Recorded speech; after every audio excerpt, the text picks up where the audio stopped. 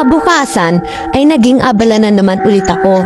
Ginabi na naman ako ng uwi at tulad ng nagdaang gabi ay nagising na naman ako dahil sa tahol at alulong ng aso. Pagsilip ko sa bintana ay nakita ko na naman si Minda na naglalakad pa uwi sa kanila. Bumalik na ulit ako ng higaan pero napabalik pa ako ng bahon. Nang maisip ko ang suot na damit ni Minda.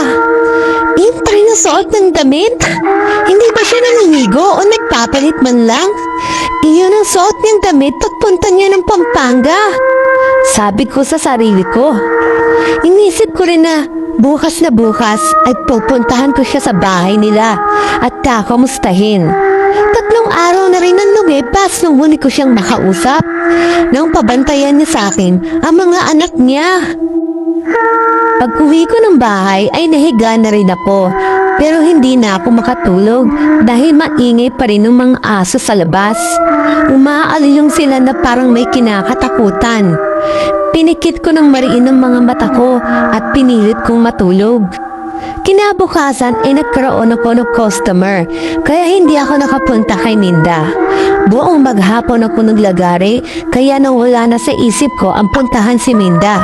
10:00 na ng gabi ako nakauwi galing sa pinakahuli kong customer. Pagod na pagod ako kaya pagkatapos kong maligo ay nahiga na rin agad ako.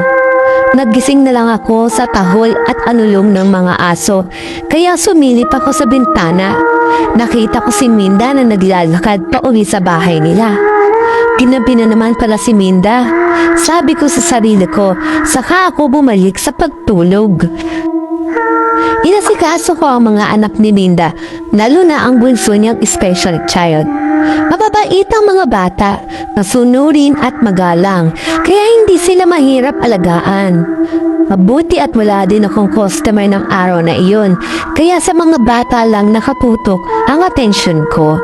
Hanggang umabot na ng gabi, pinatulog ko na ang mga bata, kumabi ako sa kanila sa pagtulog. Naalimpungatan lang ako dahil sa ingay ng mga aso sa labas. Saktong pasok naman ni Minda sa bahay. Hindi na siya nagbukas ng ilaw dahil baka magising ang mga bata. Nakatulog na ako, mabuti dumating ka na, sabi ko sa kanya. Salamat, Ate Magda. Simple niyang sagot sa akin. Inisip ko na baka pagod siya at gusto na rin niya magpahinga, kaya umuwi na muna ako.